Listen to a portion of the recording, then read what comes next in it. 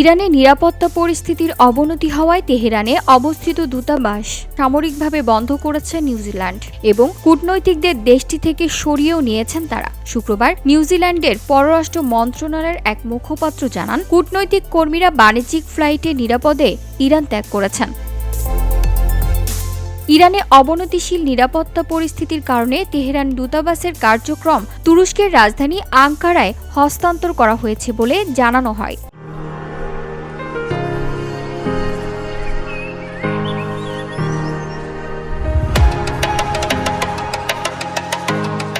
মুখপাত্র বলেন, আমরা ইরানে সব ধরনের ভ্রমণ এড়াতে পরামর্শ দিয়ে যাচ্ছি। দেশটিতে অবস্থানরত যে কোনো নিউজিল্যান্ড নাগরিককে এখনই ইরান ত্যাগ করতে বলা হচ্ছে।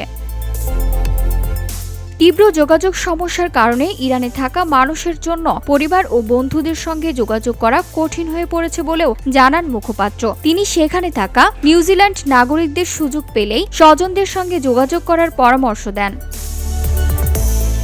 VOD Bangla news desk.